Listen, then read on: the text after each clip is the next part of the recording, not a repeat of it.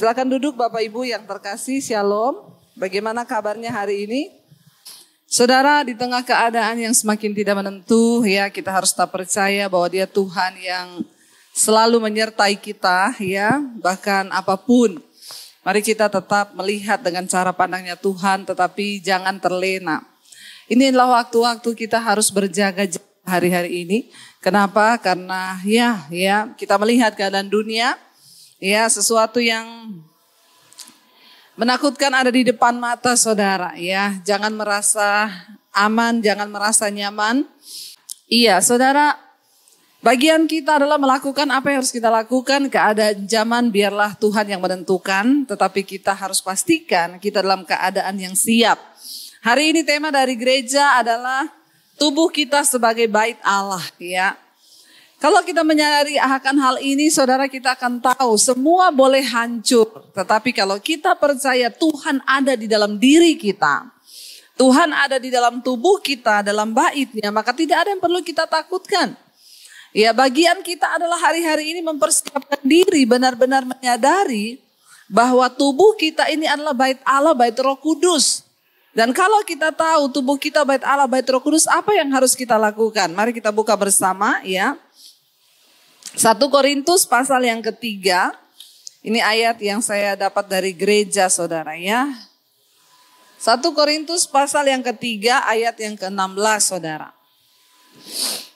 Kita lihat bersama 1 Korintus pasal 3 ayat yang ke-16, kita baca bersama ya 1, 2, 3. Tidak tahukah kamu bahwa kamu adalah bait Allah dan bahwa Roh Allah diam di dalam kamu. Ayat yang ke-17, coba kita baca. Jika ada orang yang membinasakan bait Allah, maka Allah akan membinasakan dia. Sebab bait Allah adalah kudus dan bait Allah itu ialah siapa? Kita, saudara dan saya. Ya, tidak tahukah kamu bahwa tubuhmu itu adalah bait Allah, bait Roh Kudus yang diam di dalam kita. Jadi saudara, kalau zaman perjanjian lama dulu Tuhan berdiam di dalam baitnya, dalam bait Allah yang dibangun oleh bangsa Israel. Tetapi ketika di masa kasih karunia ini, Yesus Kristus datang ke dalam dunia, lalu dia pergi meninggalkan kita. Yesus mati dan dia pergi secara tubuh, dia tidak ada lagi di dunia. Tetapi dia berkata, jangan takut, aku memang pergi. Tapi lebih baik aku pergi supaya Roh Kudus itu, Roh Allah itu diberikan. Dan ketika Roh Allah itu diberikan, di mana dia berdiam saudara? Di dalam tubuh, di dalam hidup kita. Ya, jadi sekarang ini Tuhan bukan hanya ada di baitnya, bukan hanya ada di gereja secara gedung, tetapi kita harus tahu lebih lagi bahwa Tuhan itu berdiam di dalam diri saudara dan saya sebagai baitnya. Makanya ayat ini berkata, tidak tahukah kamu bahwa kamu itu adalah bait Allah dan bahwa Roh Allah itu diam di dalam kita saudara. Waktu kita menyadari akan hal ini, harusnya kita berkata, wow, luar biasa. Tuhan berada di dalam kita, dia tinggal di dalam kita. Makanya kalau Tuhan ada dan tinggal dalam kita, harusnya. Ketika kita tahu Tuhan tinggal dalam tubuh kita, harusnya orang yang dalam dirinya berdiam Roh Allah, mulutnya gak kotor lagi, katakan. Harusnya kelakuannya juga tidak sembarangan lagi. Kenapa? Karena Roh Allah ada di dalam kita. Kalau Roh Allah ada di dalam kita, suami istri berantem, kita sadar, oh ada Roh Allah tinggal di dalam hidup kita. Makanya kita juga berantemnya berantem yang kudus, amin. Bagaimana berantem yang kudus? Kita nggak bisa hindari. Yang namanya kita beda pendapat, salah paham, itu manusiawi. Tetapi ketika engkau marah, kata firman Tuhan, jangan sampai engkau berbuat dosa. Waktu orang menyadari bahwa tubuhnya adalah bait Allah, bait Roh Kudus, dia tidak akan sembarangan. Ya, tema bulan ini menjaga kesehatan tubuh saudara. Dan subtema hari ini adalah tubuhmu itu adalah bait Allah, bait Roh Kudus. Kalau kita tahu tubuh kita bait Allah, bait Roh Kudus, kita juga akan menjaga kesehatan tubuh kita. Tidak sembarangan ya kita makan, saudara ya. Ada orang-orang itu kalau makan cabai, saudara, ya lupa diri, ya makan cabai itu makan sampai ya bukan soal kita jago atau tidak, bukan soal kita bisa atau tidak. Ya, tetapi ingat tubuhmu itu bait Allah loh. Engkau tahu makan cabai berlebihan itu bikin pecah usus. Ya, dulu teman sekolah Alkitab suami saya meninggal karena kebanyakan makan cabai. Ya, benar lambungnya pecah, saudara. Bukan soal kita ya makan duren, makan babi boleh. Ya, tetapi saudara ingat semua ada takarannya. Ada orang yang tiap hari, saudara, ya. Ingat loh, ketika kita menjaga bait Allah ini, tubuh kita sebagai bait Allah, maka dalam segala hal kita jaga. Makan yang haram, ya. Orang bilang ya, babi itu dulu diharamkan. Ya, kenapa ya? Pasti ada sebabnya. Sekarang seorang Kristen bilang, semua boleh, tapi jangan tiap hari. Ya, jangan tiap hari. Apa juga boleh, tetapi dijaga. Ya, segala sesuatu itu boleh kata Rasul Paulus, tapi segala sesuatu itu tidak berguna, apalagi yang kita tahu merusak tubuh. Ya, ada orang-orang yang tidak bisa menjaga tubuhnya. Saya ingat saudara, dulu ada seorang hamba Tuhan. Saya sangat diberkati dengan kisah hidup dari hamba Tuhan ini, dan jujur saya banyak dulu beli buku-bukunya, yaitu Smith Wigglesworth. Dia adalah seorang penginjil yang luar biasa dipakai Tuhan. Waktu dia pergi menginjil, saudara, ya istrinya pergi menginjil. Dia ini jadi tukang perbaiki pipa ledeng dulu sebelum sekolah. Dia nggak bisa baca, tapi dia cuma bisa baca Alkitab. Ya, lalu satu kali istrinya pergi pelayanan misi penginjilan. Tiba-tiba meninggal istrinya di tempat pelayanan. Dibawa pulang, saudara, ya. Jenazahnya dibawa pulang, lalu Smith Wigglesworth ketika melihat istrinya terbaring di dalam peti, dia berdoa. Dia perintahkan istrinya dalam nama Yesus, bangun. Istrinya bangun, keluar dari peti. Karena dia disertai Tuhan dan memiliki kuasa yang sangat luar biasa. Ketika istrinya bangun, istrinya bilang, jangan kamu tahan, sudah waktunya aku kembali kepada Bapa. Tugasku sudah selesai, biarkan aku pergi. Dia doa lagi, istrinya mati lagi. Luar biasa gak saudara? Itu iman yang dahsyat, ya luar biasa. Saya itu penasaran kenapa orang ini bisa Tuhan begitu luar biasa. Saya baca kisah-kisah hidupnya saudara. Satu kali dia mau pergi pelayanan penginjilan dengan seorang rekannya. Naik motor di luar kota. Dia tanya sama temennya, mana jaketmu? Gak usah lah, cuma deket kok, gak apa-apa. Smith Wigglesworth bilang, kita tidak akan berangkat sebelum kamu cari jaketmu. Kenapa? Tubuhmu itu bukan milikmu loh. Itu milik Tuhan. Kamu harus menjaga tubuhmu ini. Kenapa? Karena satu saat nanti kalau Tuhan datang, Tuhan akan memintai pertanggungan jawab atas apa yang engkau perbuat dengan tubuhmu. Kamu harus pakai jaket karena ini bukan milikmu. Wow, saudara. Di situ saya melihat kenapa Smith Wigglesworth dipakai Tuhan dengan luar biasa. Karena dia begitu menghargai.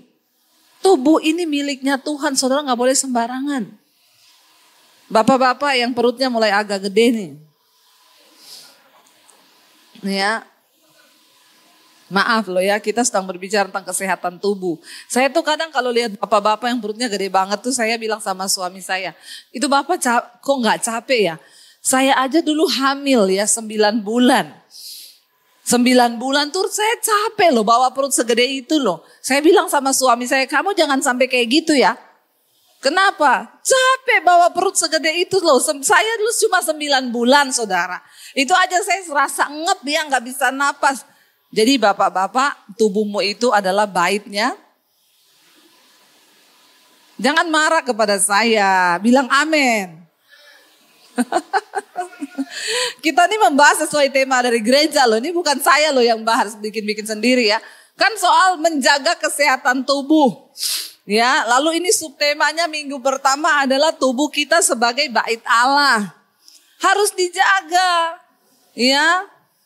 Ayo saya aja sekarang mulai olahraga saudara. Saya merasa aduh udah gak enak nih ya, kayaknya badan berat. Ya sudah mulai jaga dengan suami. Ayo kita ya bangun pagi makan buah. Sampai nanti siang baru makan yang berat. Nanti sore sudah berhenti. Ya lalu ada olahraga. Olahraga itu gak usah mahal. Saudara gak usah nge-gym. Saudara jalan di perumahan, jalan di jalan atau tiap hari lakukan. Sekarang kan banyak tuh di WA. Lompat begini 50 kali bisa menurunkan perut. Ya, terus nanti apa itu bisa menurunkan perut. Itu gampang saudara. Saudara bisa bayangkan kalau perut kita juga dipenuhi lemak. Nanti jantung terbungkus lemak. Ya, nanti lambung kita terbungkus lemak. Paru-paru terbungkus lemak. Ya, itu berarti kita juga tidak menjaga tubuh kita sebagai bait Allah, bait Roh Kudus. Ya. Ibu-ibu, mari kita juga menjaga tubuh kita ya, bukan dengan operasi plastik. Memperindah hidung, dimancungin itu bukan menjaga. Soalnya ada ibu-ibu yang saya bilang, ibu tuh operasi plastik terus. Ini kan tubuh saya bait Allah, Bu. Jadi saya perindah, Bu. Ya itu bukan perindah, itu mengikuti hawa nafsu daging. Ya, mari kita jaga ya, kurangi makan pedas yang berminyak-minyak, kita jaga tubuh kita, makan seadanya, secukupnya. Ya, itu cara kita menjaga bait Allah ini, tubuh yang hidup. Lalu saya ingin kita baca saudara. Jadi ingat tadi ayat yang 17 bilang apa? Coba kita baca. Siapa ya? Ayat yang ke-17 ya. Multimedia tolong ayat 17. Jika ada orang yang membinasakan bait Allah, maka Allah akan membinasakan dia. Sebab bait Allah adalah kudus dan bait Allah itu ialah kamu. Saya dulu pernah mendengar ada pendeta yang dulu dia narkoba saudara. Ya, lalu dia bertobat. Ketika dia sudah bertobat, ya, lalu mulai datang banyak penyakit diakibatkan sebab dulu dia waktu muda itu narkoba. Saya bilang ya memang dosanya sudah diampuni, tetapi upah dosa itu maut. Jadi ginjalnya rusak, hatinya rusak ketika dia jadi pendeta, lalu tiba-tiba semuanya menyerang dan akhirnya dia meninggal. Kabar baiknya dia sudah bertobat, tetapi memang tubuhnya binasa. Karena narkoba. Hati-hati yang merokok. Saya berdoa di sini sudah tidak ada yang merokok. Ya, Alkitab saudara berkata tubuhmu itu bait Allah. Jangan tanya ayatnya di mana Bu yang ditulis tentang rokok, di pom bensin. Ya. Siapa yang merokok nggak boleh masuk di pom bensin. Sedangkan di pom bensin saja saudara nggak boleh, apalagi di sorga. Ya, udah jelas-jelas di rokok dituliskan. Barang siapa yang merokok, rokok menyebabkan apa? Jantung, hipertensi. Ya, serangan jantung, stroke. Ya, bahkan rokok itu membunuhmu. Lah kalau ada orang yang bisa baca lalu merokok, engkau dengan sengaja membinasakan bait Allah. Bapak-bapak datang sama saya saudara di satu ibadah batuk-batuk. Kenapa Pak? Ibu doakan saya Bu. Saya batuk udah 2 tahun gak sembuh-sembuh. Bapak merokok? Iya. Sekarang masih merokok? Masih. Bapak biar saya mau tumpang kaki juga, Bapak tidak mungkin sembuh. Kenapa? Saya malah mau doain Bapak ini biar berhenti merokok. Minta roh takut akan Tuhan. Stop rokok. Jangan membinasakan bait Allah. Di rokok ditulis barang siapa merokok. Rokok itu membunuhmu. Engkau tahu itu tidak bagus bagi tubuh. Kenapa engkau masih merokok juga? Ingat ayat ini tidak main-main. Ya, jika ada orang yang membinasakan bait Allah, maka Allah sendiri yang akan membinasakan dia loh. Ngeri saudara, tubuh kita bait Allah. Barang siapa yang membinasakan bait Allah, maka Allah yang akan membinasakan dia. Sebab bait Allah adalah kudus dan bait Allah itu ialah kamu. Jangan pernah membinasakan bait Allah tubuhmu sendiri. Ya, yang suka begadang kalau malam. Engkau alasan saya kerja Bu. Atau masih lihat handphone sampai jam 1, jam 2 malam. bertobat. Ya, orang yang tidak tidur ya semalam itu dia sama dengan kehilangan energi untuk 3 hari engkau menyiksa dirimu. Jadi saudara, baik-baiklah menjaga tubuh, bertobat ya. Tubuh ini bukan milik kita. Bukan seenak-enaknya saudara begadang, mainan HP sampai jam 3, sampai jam 2 malam. Engkau menyiksa tubuhmu, engkau berusaha ya harus bertobat. Ya, dari segala hal-hal yang merusak tubuh. Kenapa? Karena barang siapa membinasakan tubuh, maka Allah akan membinasakan dia. Karena bait Allah itu kudus dan bait Allah itu adalah kamu. Hormati, sayangi dirimu. Karena ini tempat Tuhan berdiam. Nah, yang pertama bagaimana kita menjaga kesehatan tubuh? Yang pertama tadi soal makanan, soal apa? Lalu yang kedua, mari kita lihat saudara, kita harus menjaga bait Allah ini. 1 Korintus yang ke-6 ayat yang ke-13. 1 Korintus pasal 6 ayat yang ke-13, kita baca sama-sama. Ya, ini dia. 1, 2, 3, makanan adalah untuk perut dan perut untuk makanan. Tetapi kedua-duanya akan dibinasakan Allah. Tetapi tubuh bukanlah untuk percabulan, melainkan untuk Tuhan. Dan Tuhan untuk tubuh. Ayat yang ke-14. Allah yang membangkitkan Tuhan akan membangkitkan kita juga oleh kuasanya. Tunggu ya. Ini kok. Iya, ayat yang ke-15. Atau tidak tahukah kamu bahwa siapa yang mengikatkan dirinya pada perempuan cabul menjadi satu tubuh dengan dia. Sebab demikianlah kata Nas, keduanya akan menjadi satu daging. Ayat yang ke-17. Ya, ayat yang ke-17 firman Tuhan berkata, tetapi siapa yang mengikatkan dirinya pada Tuhan menjadi satu roh dengan dia, saudara. Ayat 18 masih ada, kita baca. Jauhkanlah dirimu dari percabulan. Setiap dosa lain yang dilakukan manusia terjadi di luar dirinya. Tetapi orang yang melakukan percabulan berdosa terhadap dirinya sendiri. Saudara, bagaimana cara kita menjaga tubuh ini sebagai bait Allah? Tadi ayat yang ke-16 berkata di sana, makanan itu untuk perut ya, dan perut itu untuk makanan ya. Jadi tadi bapak-bapak yang saya bilang ya, perut kita ini harus dijaga. Coba tayangkan ayat 13 ya. Makanan adalah untuk perut dan perut untuk makanan. Tetapi kedua-duanya akan dibinasakan ya. Dua-duanya binasa, artinya tubuh kita ini juga ya, bagaimana kita menjaga tubuh kita tetap hidup, kita harus makan. Ya, dan makan itu untuk perut dan perut untuk makan. Tetapi tubuh, ya, tubuh. Jadi apa yang kita makan masuk ke dalam perut, diolah itu kan untuk tubuh. Ujung-ujungnya sama saja. Tubuh ini adalah milik Tuhan. Dan karena itu tubuh ya bukanlah untuk percabulan, melainkan untuk Tuhan. Dan Tuhan untuk tubuh. Perhatikan saudara, kita makan untuk menjaga tubuh tetap hidup. Tapi hati-hati, jangan sampai kita binasa karena makanan kita. Kenapa kita harus makan? Supaya tubuh kita sehat. Kalau tubuh kita sehat, kita bisa mempersembahkan tubuh ini untuk Tuhan. Sehingga kita bisa menjadi berkat. Saya ini kemarin baru pulang ke seminggu pelayanan ke Jawa Tengah, Surabaya, Semarang, Solo mampir. Saudara, ya, kalau tubuh saya tidak sehat, maka saya tidak bisa memuliakan nama Tuhan.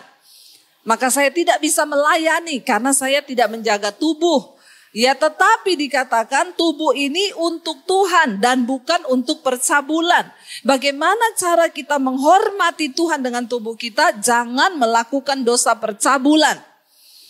Ya, saya berdoa di sini tidak ada lagi yang kena dengan dosa percabulan. Bapak-bapak, ibu-ibu, ayat yang ke-14 di sana dikatakan saudara, ya Allah yang membangkitkan Tuhan yaitu Kristus akan membangkitkan kita juga oleh kuasanya. Ya, waktu nanti kita binasa, artinya tubuh ini binasa jadi tanah mati, kita akan dibangkitkan. Allah yang membangkitkan Kristus, Dia juga akan membangkitkan saat kita mati. Memang tubuh kita akan binasa kembali ke tanah. Tetapi ingat, selama kita ada di dunia, tubuh ini harus kita pakai untuk melayani Tuhan. Untuk melakukan sesuatu yang berdampak bagi kerajaan Allah. Tubuh ini kita pakai sebagai tempat tinggalnya Tuhan dalam hidup kita. Ya, lalu ayat yang ke-15 tadi dikatakan di sana. Ya, tidak tahukah kamu bahwa tubuhmu adalah anggota Kristus, ya? Akan kau ambilkah anggota Kristus untuk menyerahkannya kepada percabulan? Sekali-kali tidak. Jangan hidup di dalam percabulan. Sekali lagi firman mengingatkan kita. Hari-hari ini dosa begitu dengan gampangnya orang menggampangkan. Bahkan orang hidup dalam percabulan boleh naik turun mimbar. Bertobat saudara, ya. Hati-hati. Satu saat kita semua akan berdiri di hadapan tahta pengadilan Kristus. Tubuh yang fana ini jangan sampai membawa kita kepada kematian kekal selama-lamanya di neraka. Di dalam dunia ini ada 3 kematian bagi manusia. Yang pertama, mati rohani. Artinya walaupun dia Kristen tapi rohaninya mati. Yang kedua, mati beneran. Semua kita akan mati beneran, gak tahu waktunya kapan. Bukan soal tua, bukan soal muda. Kalau saatnya datang kita mati. Tapi yang ketiga yang sangat menakutkan, kematian kekal di dalam neraka. Dan itu bisa terjadi waktu kita gak menghargai tubuh ini. Banyak orang masih hidup dalam percabulan dan kenajisan. Tapi tiap minggu mereka ke gereja, bahkan ada yang melayani Tuhan. Tapi masih hidup dalam percabulan. Tuhan bilang, akan kau ambilkah anggota Kristus ini? Untuk kau serahkan kepada percabulan? Sekali-kali jangan saudara. Ya, ayat yang berikutnya, ayat yang ke-16 dikatakan di sana. Atau tidak tahukah kamu bahwa siapa yang mengikatkan dirinya pada perempuan cabul atau pada laki-laki cabul menjadi satu tubuh dengan dia. Makanya tidak gampang orang kalau sudah jatuh dalam percabulan melepaskan diri, susah. Ada orang datang sama saya, Bu, doakan saya belum menikah, saya itu tiap hari ke pelacuran. Bu, doakan saya biar saya punya jodoh, Bu. Kalau saya dapat jodoh, ya, maka saya pasti tidak akan ke pelacuran. Saya bilang tidak. Jalan keluar bukan dapat jodoh. Kalau kamu tidak dilepaskan dari roh percabulan, kasihan malah jodohmu. Kamu nikah, kamu akan tetap ke pelacuran. Karena itu roh. Justru bereskan dulu hidupmu dari percabulan, baru kamu berdoa minta jodoh sama Tuhan. Jangan cari jodoh karena kamu sudah terikat dengan percabulan. Itu salah. Berdoa, minta engkau mampu. Hari ini banyak sekali orang datang kepada saya konseling. Mereka yang terjatuh dalam dosa percabulan, sering ke tempat pelacuran, ke tempat pijet, itu AIDS. Saya hanya berkata, kuatkan imanmu hari ini. Bertobat. Tapi AIDS tidak ada obatnya. Memang itu konsekuensi dosa. Bertahan di dalam iman. Kapanpun Tuhan panggil mati, ya sudah terserah. Karena orang kalau sudah kena AIDS, dia bisa mati cuma karena flu. Dia bisa mati cuma karena kena sakit apa saja langsung mati. Kenapa? Karena AIDS itu menghantam ke sistem kekebalan tubuh. Jadi saudara, hati-hati. Ayat ini berkata, barang siapa yang kena dengan dosa percabulan, menjatuhkan dirinya pada percabulan, dia akan menjadi satu tubuh dengan orang yang dia lakukan percabulan itu. Makanya tidak mudah untuk bisa lepas. Kenapa? Karena menjadi satu daging. Demikianlah kata Nas, keduanya akan menjadi satu daging. Sebab dosa percabulan terjadi di dalam tubuh. Ingat, Alkitab dengan jelas mengingatkan Tuhan untuk tubuh dan tubuh bukan untuk percabulan. Mari kita menjaga kekudusan bait Allah ini saudara. Ya, mari kita jaga hidup kita. Kalau lihat film porno gimana Bu? Itu sama dengan roh percabulan dan kenajisan. Jangan engkau bawa masuk ke dalam tubuhmu saudara.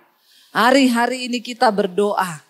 Kita orang tua masih harus berdiri bagi anak-anak kita di tengah generasi yang sudah rusak ini. Bagaimana kita bisa membawa anak-anak kita terus hidup kudus? Maka kita orang tua yang harus memulai di dalam roh. Waktu kita menyerahkan tubuh kita menjadi milik Tuhan, saya yakin dan percaya sesuatu yang kita mulai di dalam alam roh, itu saudara akan membawa anak-anak kita bahkan cucu kita juga dalam takut akan Tuhan. Tapi kalau ada orang bermain-main dengan dosa, ya maka kutuk itu juga akan turun ke anak cucumu. Saya perhatikan, ya waktu ada orang tua yang dulu hamil sebelum menikah, itu pasti lihat generasinya, anak-anaknya juga pun akan melakukan yang sama. Itu kutuk. Kita berdoa, Tuhan aku mau mempersembahkan tubuhku ini untuk Tuhan dan bukan untuk percabulan. Ayat yang berikutnya, ayat yang ke-17 tadi dikatakan saudara, tetapi siapa yang mengikatkan dirinya pada siapa? Tuhan akan apa? Menjadi satu roh dengan Dia. Ayo kita memilih untuk mengikatkan diri dan tubuh kita kepada Tuhan. Bangun terus manusia rohmu, dekatkan dirimu dengan Tuhan, ikatkan dirimu dengan Tuhan. Bagaimana caranya Bu? Rajin berdoa, banyak baca firman, dengarkan firman. Engkau diberi waktu oleh Tuhan 1 hari 24 jam. Untuk apa engkau pakai waktumu kalau bukan untuk mendekatkan diri dengan Tuhan? Jangan lebih suka nonton drama Korea daripada dengar firman. Jangan lebih suka saudara melakukan hal-hal yang lain. Saudara bisa di mobil sambil mendengar firman. Saudara bisa di mana saja sambil memuji menyembah Tuhan. Ikatkan dirimu dengan Tuhan. Kenapa? Karena barang siapa mengikatkan dirinya pada Tuhan, menjadi satu roh dengan Tuhan. Orang bertanya, Bu, bagaimana untuk bisa hidup kudus? Susah bagi saya, hidup kudus gampang. Ikatkan dirimu dengan Tuhan. Waktu engkau mengikatkan dirimu dengan Tuhan, engkau jadi satu roh dengan Tuhan. Engkau tidak mau lagi melakukan hal-hal yang tidak kudus. Engkau tidak akan suka lagi melakukan hal-hal yang tidak benar. Kenapa? Karena engkau sudah menjadi satu roh dengan Tuhan. Tapi kalau engkau cuma berusaha membuang dosa dan tidak melekatkan diri dengan Tuhan, percuma, stres. Tapi ketika engkau mendekatkan diri dengan Tuhan, maka Tuhan yang memampukan engkau menjadi satu roh dengan Tuhan. Artinya apa? Tuhan itu kudus, Tuhan itu suci, Tuhan itu mulia. Maka semua sifat Allah itu diimpartasikan di dalam diri kita. Mari kita mulai hari-hari ini mengikatkan diri dengan Tuhan. Banyak dengar firman, banyak memuji menyembah Tuhan. Ya, banyak membangun hubungan dengan Tuhan. Banyak duduk di Tuhan dan katakan, Tuhan, apa yang kau mau untuk aku lakukan hari-hari ini? Ingat saudara, tubuh kita ini adalah bait Allah. Tuhan berdiam di dalam kita. Saya ingin kita semua merenungkan firman ini. Saya undang para imam musik untuk maju ke depan. Mari kita bangkit berdiri bersama. Kita naikkan pujian, hanya ini Tuhan ya persembahanku. Segenap hidupku, jiwa dan ragaku Tuhan aku persembahkan bagimu.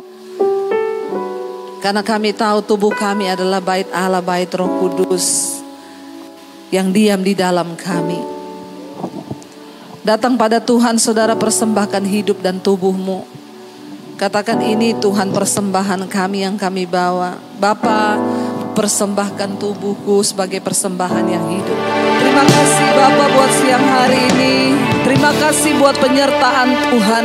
Terima kasih buat kehadiran-Mu di tengah kami. Karena kehadiran Tuhan itu yang akan mengubahkan hidup kami. Berkati gereja di tempat ini Tuhan. Bapak Abraham Konrad Supi, Tuhan memberkati di dalam kehidupan, di dalam pelayanan. Engkau melihat kesungguhan hatinya, mempersembahkan semua yang terbaik bagi Tuhan. Setiap cabang-cabang Tuhan memberkati. Tuhan mengirim jiwa-jiwa yang lapar dan haus akan Tuhan. Sehingga jemaat Tuhan dipersiapkan menjadi mempelai yang kudus menyambut kedatangan Tuhan. Berkati setiap mereka yang sudah mengambil bagian dalam pelayanan, imam musik, tim PPW juga memberkati. Biarlah pengurapan Tuhan terus ada dalam hidup mereka. Bahkan setiap jemaat-Mu Bapa, kami berdoa tidak ada satupun Tuhan yang terlewatkan. Kami melepaskan berkat bagi Indonesia. Shalom Indonesia. Damai sejahtera-Mu ada atas bangsa kami. Di tengah kesulitan yang sedang terjadi hari-hari ini, Tuhan turut bekerja. Kami juga melepaskan berkat bagi negara yang sedang berperang, bagi Rusia dan juga Ukraina Tuhan. Kami berdoa di dalam nama Yesus, jamahan Tuhan terjadi buat kedua presiden di bangsa ini, agar mereka boleh merendahkan hati dan perang boleh dihentikan Bapa, supaya korban jiwa tidak semakin banyak. Tuhan tolong turut bekerja di dalam segala sesuatu. Terima kasih Bapa buat siang hari ini. Kami percaya kami pulang dengan perubahan yang dari Tuhan. Hidup kami diubahkan, usaha pekerjaan kami diberkati Tuhan, kesehatan kami diberkati Tuhan, keuangan kami diberkati Tuhan, agar kami menjadi berkat bagi banyak orang. Mari buka hati dan tanganmu saudara hari ini. Angkat hatimu kepada Tuhan.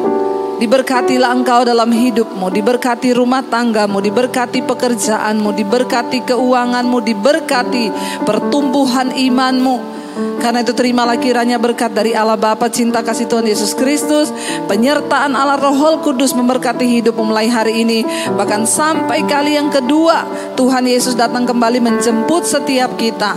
Namamu tercatat di dalam kitab kehidupan. Dalam nama Tuhan Yesus yang percaya diberkati Tuhan, katakan bersama, amin. Tuhan memberkati.